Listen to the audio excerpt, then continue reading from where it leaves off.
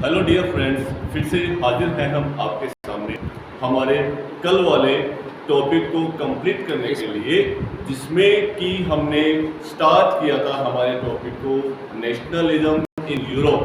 अब हम इसको हम पूरा करेंगे। कल तक हमने इसमें देख लिया था किस तरीके से फ्रेडरिक सोल्यू ने 1848 वाली अपनी इमेज के अंदर किस तरीके से हमको कुछ दिखाने की कोशिश की थी। कल मैं आपको बताया था कि ये जो एक इमेज थी, वो इमेज एक इमेज नहीं थी। उस इमेज के अंदर अपने आप में बहुत कुछ छिपा हुआ था। हर एक चीज़ के बारे में हमने उसको सीखने की कोशिश की थी और हमने सीखा भी था कि कैसे कैसे आगे कौन कौन से कंट्रीज के लोग होते हैं उसको फॉलो कर रहे थे। वो जो भीड़ थी वो पूरी की पूरी स्टैच्यू ऑफ लिबर्टी के पास में जा रही थी। उनके स्टैच्यू ऑफ लिबर्टी के पास में जाने का उद्देश्य उनका यह था कि उनको एक सम्मान देना था। उस स्टैच्यू ऑफ लिबर्टी के नीचे पूरी भीड़ एक साथ जमा होने वाली थी और जमा होकर वो क्या करने वाले थे, सबसे बड़ी बात यह है, जब भीड़ पूरी की पूरी भीड़ जब जमा हो रही थी तो वो एक नया कुछ इवेंट करने वाले थे। नया इवेंट उनका यह था कि वो एक नए शासन की ओर जा रही थी। एक नया पेस उनका था, एक नया कदम उनका था, एक नया तरक्की का कदम उनका था, जिसमें वो लोग एक थोड़ी सी देर पासा आदम थे।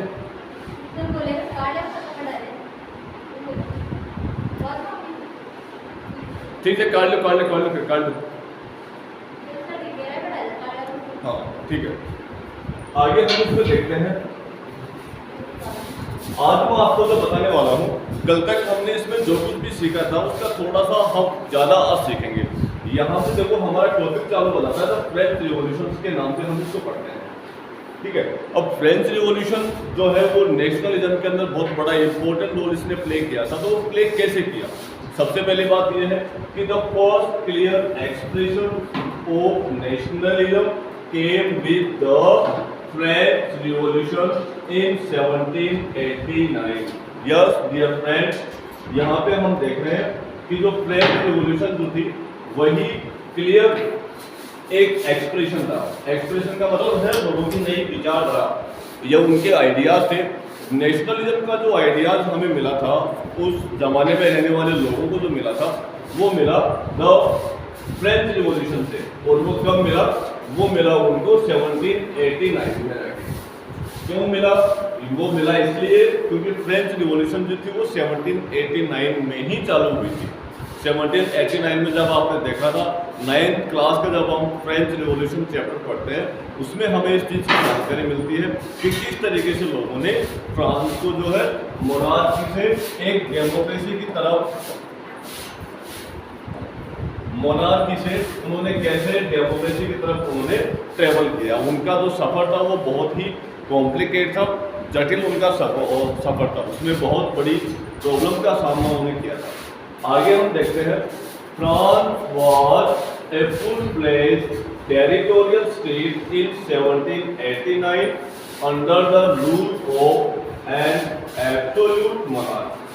अब देखो, आप फ्रांस जो था वो पूरी तरह से मतलब कंप्लीट फ्रांस एक फुल फ्लेज्ड टेरिटोरियल स्टेट, एक सिंगल फ्लैग के नीचे रहने वाला एक टेरिटरी था, एक राजधानी थी, एक राज्य था, फिर जिसका पूरे का एक फ्लैग था। अब इसका मतलब यह है कि जो राजा लुईस 16 जो थे फ्रांस के, उनका जो एम्पायर जितना बड़ा था उस एम्पायर के अंदर उनकी अपनी पहचान थी। और हर राजा की अपनी पहचान कैसे होती थी? उनके फ्लैग से होती थी। वो अपने अपने चेक पोस्ट जहाँ पे उनकी सीमाएं लगती थी, जहाँ पे उनके बॉर्डर्स लगते थे, वहाँ पे अपने फ्लैग को लगा के रखते थे ताकि आने वाले व्यक्ति को ये मालूम रहे कि यहाँ से इस राजा का जो है एम्पायर है वो स्टार्ट होता है। अभी हम देखेंगे आगे। अभी हम यहाँ पे देखते हैं The revolution proclaimed that it was the people who would constitute. Oh my God, slide दूसरा आ गया।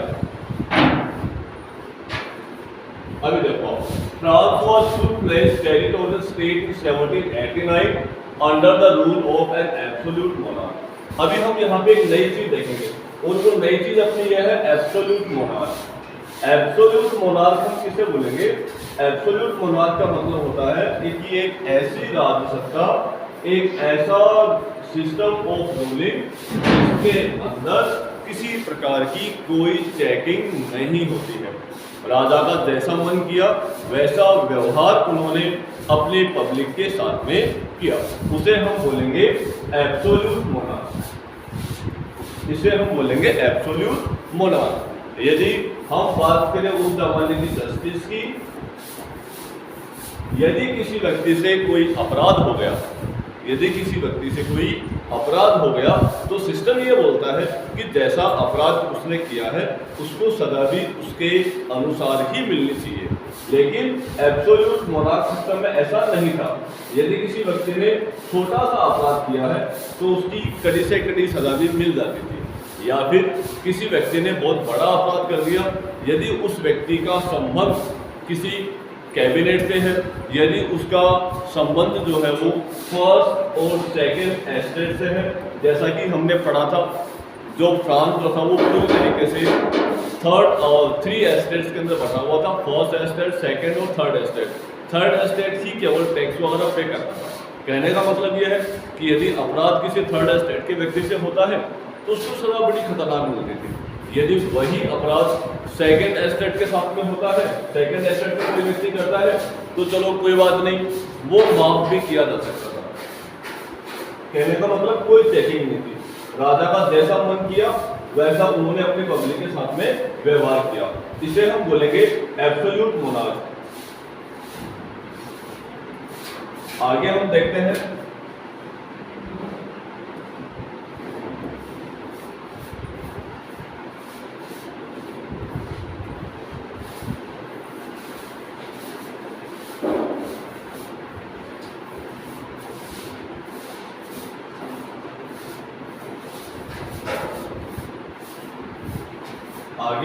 इसको कि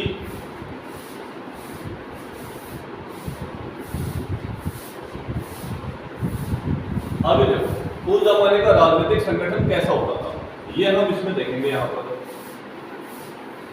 राजनीतिक संगठन उस जमाने का कैसा होता था ये हम देखेंगे।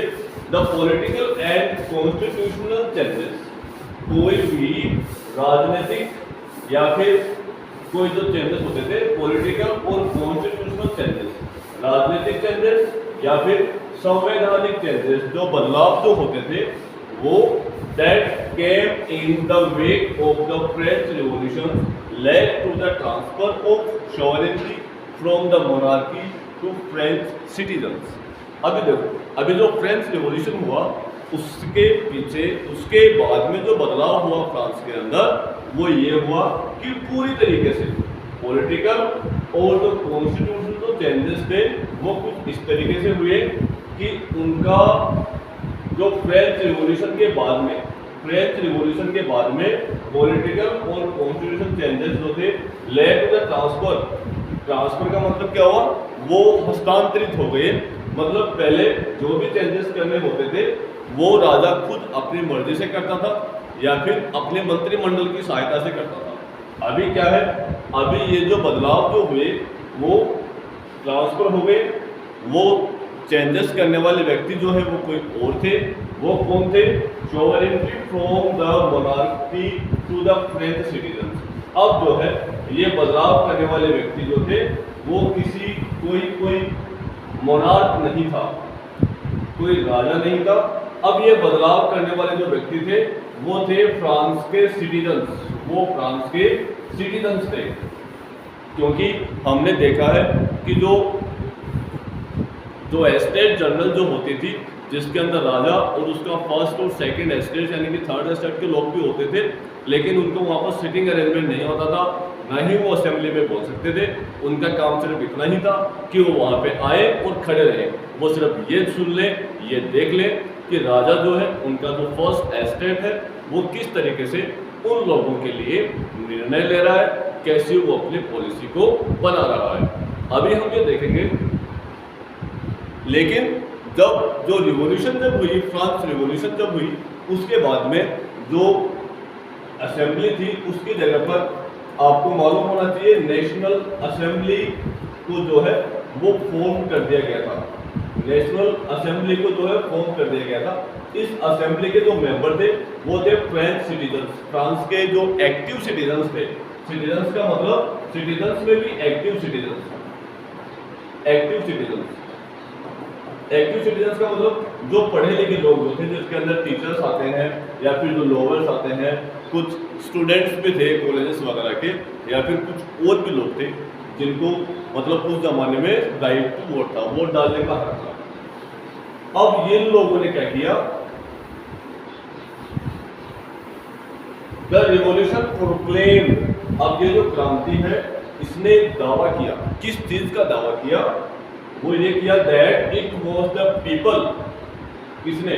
रिवॉल्यूशन जो वो क्या बता रही है, रिवॉल्यूशन का मतलब जो रिवॉल्यूशन जब हो गया, लोगों ने नेशनल असेंबली फॉर्म कर ली, उन्होंने अपना कॉन्स्टिट्यूशन बना लिया, तो उन्होंने ये बताया कि इट वाज द पीपल, ये वही लोग हैं, यानी कि यही वो लोग हैं, वो कॉन्स्टिट्यूट कि जो कि संवैधानिक तौर के ऊपर the nation and save it's destiny, कि वो पूरी तरीके से अपने फ्रांस का जो भाग्य है वो खुद लिखेंगे और खुद अपने फ्रांस को रन अप देंगे, उसको चलाएंगे। समय धीरे धीरे बदलता गया और उसके बाद में कॉन्स्टिट्यूशन जो है वो लिखा गया।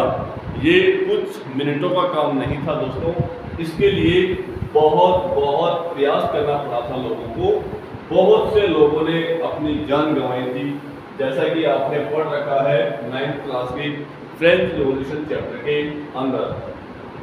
आगे हम देखते हैं, इसमें आगे आप देखो the idea of notion, idea of notion के अंदर हम पढ़ते हैं नेशन, सॉरी नोशन नहीं है, नेशन है।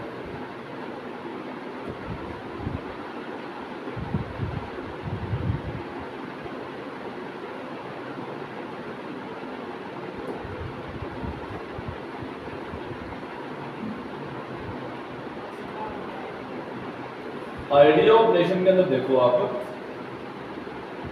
राष्ट्र विचार, the French revolutionaries, the French revolutionaries introduced various practices to create sense of collective identity amongst the people. अब जो फ्रेंच जो पीपल थे, जिन लोगों ने कॉन्स्टिट्यूशन तो बना लिया, लेकिन अभी भी बहुत बड़ा काम, बहुत इम्पोर्टेंट काम जो था वो उनका बाकी था। काम उनका जो बाकी था वो ये था कि फ्रांस के अंदर ऐसा तो है नहीं कि फ्रांस पूरा का पूरा जो है वो एक बिल्डिंग में रहता है या फिर यहाँ पर रहता है फ्रांस। यदि यहाँ पे हो 10, 20, 50 लोग हों, जब तो बहुत ही ईजी है, कुछ करना ही नहीं है। एक व्यक्ति बोलेगा, बाकी सब सुन लेंगे कि आज से हम सब यहाँ इस घर में रहेंगे। एक व्यक्ति जो है उसका काम होगा बाहर में इसकी सुरक्षा करेगा, एक व्यक्ति का काम है अंदर की व्यवस्था करेगा, बाकी व्यक्तियों का काम है वो बाहर का काम करेगा। तो ठीक है, हो गया, लेकिन ऐसा पॉसिबल नहीं था। फ्रांस है थोड़ा सा बड़ा था, थोड़ा सा बड़ा था। वहाँ पे जो लोग थे फ्रांस के हिस्सों में थोड़ा सा बटा हुआ था। तो यहाँ पे यदि हम देखें, जैसा अपना इंडिया है, इंडिया एरिया पर देखते हैं तो कई स्टेट्स के अंदर बटा हुआ है। यहाँ पे कुछ लोग पंजाब में रहते हैं, कुछ राजस्थान में रहते हैं, कुछ हरियाणा में रहते हैं, कुछ यूपी एमपी में रहते हैं, जम्मू एंड कश्मीर में रहते हैं, केरला, तमिलनाडु, कर्नाटक, महाराष्ट्र, इन स्टेट्स के अंदर लोग रहते हैं। तो अभी दिल्ली में रहने वाले व्यक्ति या फिर जो महाराष्ट्र में रहने वाला व्यक्ति है या फिर जो केरला में रहने वाला व्यक्ति है, वो ऐसा क्या सोचे कि ये मेरे इंडिया का रहने वाला है, ये भी मेरे ही देश का रहने वाला है। तो जो फ्रांस के इस हिस्से में रहने वाले लोग थे और जो इस हिस्से में रहने वाले लोग थे, जिनका मिलना जुलना आपस में लगभग इम्पॉसिबल है, ये लोगों के मन में फ्रांस के लिए कैसे एक कलेक्टिव आइडेंटिटी आए, ये बहुत इम्पोर्टेंट काम था और ये अभी तक बाकी था। आगे हम देखेंगे इसके अंदर। तो फ्रेंच रिवॉल्यूशनरीज जो थे ना, फ्रेंच रिवॉल्यूशनरीज का मतलब है ये वो लोग थे जिन्होंने क्रांति के अंदर बहुत बड़ा इंपॉर्टेंट रोल किया था। क्रांतिकारी यदि हम इनको कहें, जैसे हमारे इंडिया के अंदर जब रिवोल्ट ऑफ 1857 हुआ था, तो उस ज़माने के जो रिवोल्यूशनरीज थे, जिनके अंदर लक्ष्मीबाई का नाम फेमस है, दादा टोपे का नाम फेमस है, बहादुर शाह जफर का नाम फेमस है, अजीमुल्ला खान का नाम फेमस है, तो ये सभी जो थे उस ज़माने के रिवोल्यूशनरीज थे, क्रांतिकारी थे। इन क्रांतिकारियों ने यहाँ पर अपनी रिवोल्यूशन जो थी उसको स्प्रेड किया था, उसके अंदर उनको उसको पुशअप किया था, उसको बहुत शानदार तरीके से जितना उनसे हुआ उतना उसको बढ़ाने की कोशिश की। तो फ्रेंच रिवोल्यूशन के अंदर भी जिन लोगों ने फ्रेंच रिवोल्यूशन को बढ़ाने की कोशिश की है, फ्रेंच रिवोल्यूशन जिन लोगों ने किया था, उनका मानना यह था, उन्होंने कई प्रकार के कुछ चीज़ें, बहुत सी चीज़ें उन्होंने लागू की। अब वो क्या क्या चीज़ें लागू की वो हम देखेंगे अगले फेज के अंदर। तो वेरियस प्रैक्टिसेस, कई प्रकार के उपाय उन लोगों ने किए टू क्रिएट, लोगों के मन में पैदा करने के लिए, ऐसी भावना पैदा करने के लिए कि वो एक फ्रांस को ही बिलोंग करते हैं, यानी कि फ्रांस के इस हिस्से में रहने वाला व्यक्ति है और इस हिस्से में रहने वाला व्यक्ति है। इन लोगों को एक ऐसी माइंडसेट इनका किया, ऐसी चीज़ें उनको दिखाई गई, ऐसी चीज़ें जो है वो बनाई गई, जिससे ये भले वो ईस्ट में रहने वाला हो, भले वो वेस्ट में, भले वो नॉर्थ एंड साउथ के अंदर, उन सभी के मन में एक नेशनल यूनिटी की फीलिंग जो है वो जनरेट होती है। जैसे हम यहाँ पर अपने ट्री कलर, अपने फ्लैग को जब हम देखते हैं तो हमें भले कोई व्यक्ति J&K में रहने वाला हो, भले कोई व्यक्ति कहीं पर रहने वाला हो, उसके मन में ये फीलिंग आती है कि हाँ वी आर इंडियन, ये हमारे देश का फ्लैग है। जब हम नेशनल एंथम बोलते हैं, भले ही हमारे देश का नेशनल एंथम हमारे देश के किसी भी कोने में बोला जाए, लेकिन जब हमारे कानों में वो स्वर जब आते हैं, वो जब शब्द जब आते हैं, तो हम तुरंत हमारे देश के सम्मान में हम कुछ सेकंड्स के लिए वहाँ पर खड़े हो जाते हैं, जब तक हमारा नेशनल एंथम गाया जाता है। तो यही चीज़ें थी जो कि फ्रांस के अंदर भी लागू हुई। अब हम आगे देखेंगे, आगे हम वो चीज़ें देखेंगे जो कि फ्रांस में लागू हुई थी। अब फ्रेंच रिवॉल्यूशनरीज ने क्या क्या चीज़ें जो थी वो लागू की, वो देखेंगे अभी।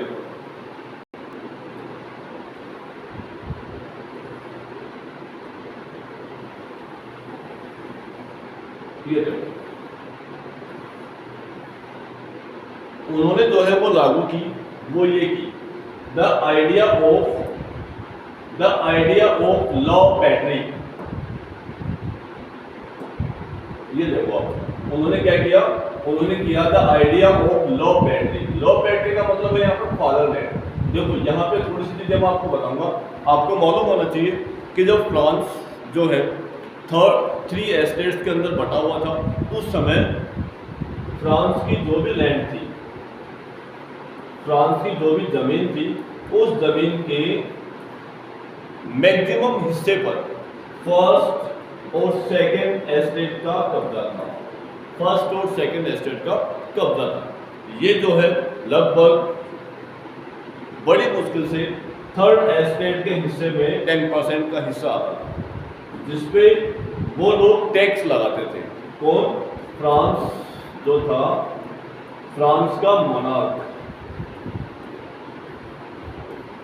मोनार्क मतलब यहाँ का राजा जो था, यहाँ पर टैक्स लगाता था। किस पे टैक्स लगाता था? ये उस जमीन पर टैक्स लगाया जाता था जो कि कुछ परसेंट थी, बड़ी मुश्किल से 10 to 20% थी, और ये जो जमीनें थी ये थर्ड एस्टेट के लोगों के पास थी। ये जब टैक्स इस पे लगता था तो ये बाकी जो लैंड थी फर्स्ट और सेकंड एस्टेट के पास में, वो टैक्स फ्री थी। अभी हम देखते हैं यहाँ पर, तो जो जमीनें जो थी वो पूरे फ्रांस के लोगों में बांट दी गई, और बांटने के बाद में उनमें जो फीलिंग जो आई उनको उन जमीनों का हिस्सा लेकर के, वो ये थी कि आज से इन जमीनों के मालिक हम हैं। ऐसा नहीं है कि ये ज़मीन किसी और की है और हम उसको बो रहे हैं, हमारा मालिक कोई और है, इसका कुछ हिस्सा ही मुझे मिलने वाला है। आज से जो फार्मर जो थे, फ्रेंच रिवॉल्यूशन के बाद में रिवॉल्यूशन ने जो भी मेजर्स इंट्रोड्यूस किए, उसके बाद में उनको ऐसा लग रहा था, एक फीलिंग जो है उनके माइंड में आई गई थी कि आज से ये ज़मीनें भाई साहब हमारी हैं, हम ही इनके मालिक हैं। और क्या होगा? ले सिटोयन मतलब सिटीजन, फ्रांस के लोगों में एक नई फीलिंग थी कि उससे पहले उनको एक तरीके से उनको मजदूर या फिर उनको पीजेंट्स या फिर उनको स्लेव आदि के शब्दों से संबोधित किया जाता था, लेकिन अभी ऐसा नहीं है। अब फ्रांस जो है वो आज़ाद हो चुका है, उसका कॉन्स्टिट्यूशन लिखा जा चुका है।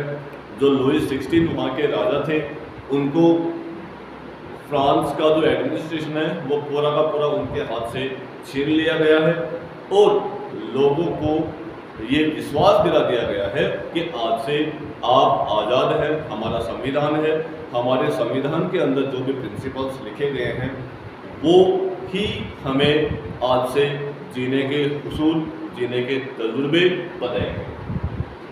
Emphasize the notion of a united community enjoyed equal rights, मतलब द आइडिया ऑफ लो पैट्री, यानी कि फादरलैंड, जमीनें जो होंगी वो सारी अपने होंगी। ले सिटोयन, हम सब फ्रांस के स्वतंत्र नागरिक हैं। और उसके अलावा एक अलग से और एक विचारधारा आ गई, वो थी यूनाइटेड कम्युनिटी। यूनाइटेड कम्युनिटी का मतलब है कि हम सब एक संगठित समाज को हमने बनाया है, सोसाइटी हमने बनाई है, एंजॉयिंग इक्वल राइट्स, और हमारे सबके जो राइट्स हैं, सबके अधिकार हैं, वो कैसे हैं? बराबर। सभी को जीने का हक है, सभी को स्टडी करने का हक है, सभी को ज़मीनें बोने का हक है। कहने का मतलब लोग जो है पूरी तरीके से एक इंडिपेंडेंट हो गए हैं, पूरी तरीके से वो फ्रांस जो है अब रिपब्लिक हो गया था। न्यू फ्लैग ट्री कलर, नया जो झंडा है फ्रांस का, नया फ्लैग वो बना दिया गया, वो chosen to replace the former royal standard. कहने का मतलब देखो फ्लैग पहले भी था, तब मैंने आपको स्टार्टिंग में बताया था फ्रांस है, यदि उसकी